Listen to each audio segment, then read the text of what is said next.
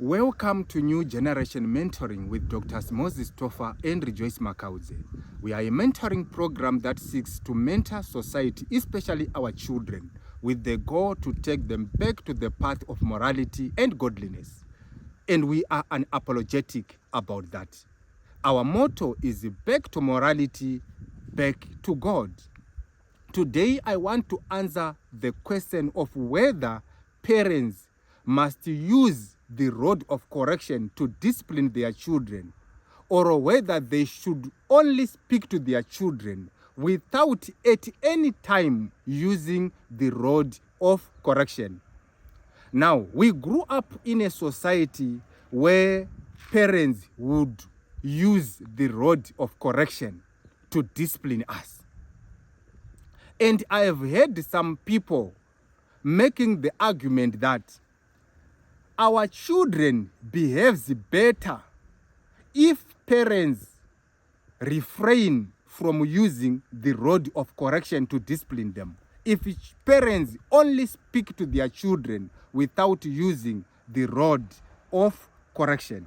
Now let me read the book of Proverbs chapter 13 verse 24.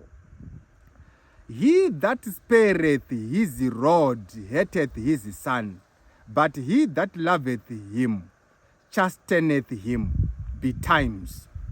Now, according to this scripture, refraining from using the rod of correction is actually a way of hating, in other ways, of disliking your children. Why is this scripture saying so? In another scripture, I will show you the scripture which says that foolishness is bound in the heart of a child, and only the rod of correction will drive it away. God has deposited a certain degree of foolishness in every child, which can only be taken away by the rod of correction. This is why this scripture says that when you spare the rod of correction, you hate your child. Why? Because that foolishness is going to remain in that particular child.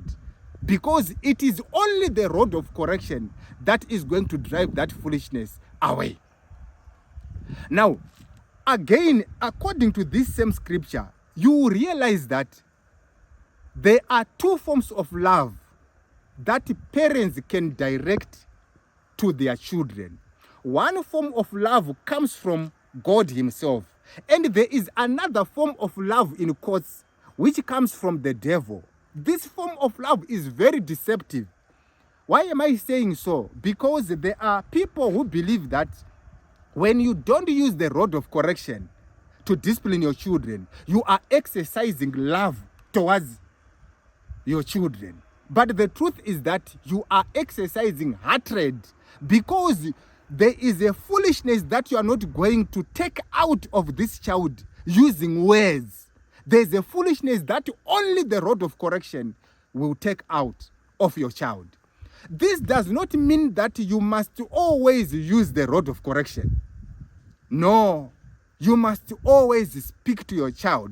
I don't want you to go this way. I want you to go that way.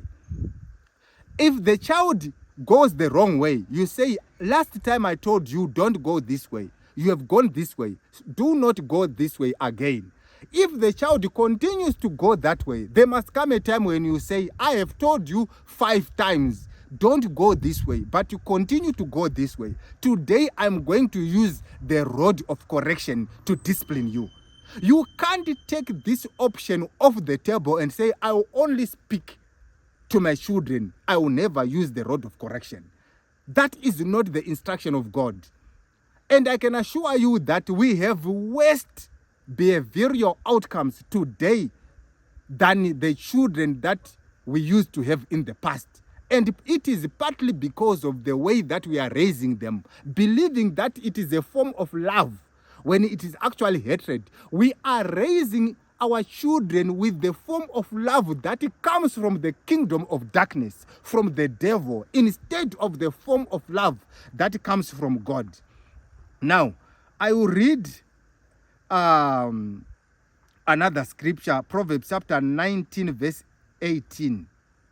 Chasteneth chasten thy son while there is hope, and let not thy soul spare for his crying. Now, there is a time when there is hope for a parent to mentor, to direct, to guide a child. But there will come a time when that window of opportunity will be closed, when you can no longer guide your child, when you can no longer use the rod of correction against your child. That hope is going to disappear as your child grows. So there's a time when that window of hope must be used. And the rod of correction is one of the options that you have to use during that window. And then the scripture says, let not thy soul spare for his crying. It means that there are times when you chasten your child and the child cries. And you may feel pain and say, what am I doing to my child? My child is crying. Now, I want you to understand that that kind of pain, while it appears good, that pain comes from the devil. There's a pain that you have towards your child that comes from God. But there is also a pain that you may have towards your child that comes from the devil. The devil will tell you, look at what you have done to your child. Look that your child is crying. What have you done? Then you feel bad and say, tomorrow I will not use the rod of correction on my child again.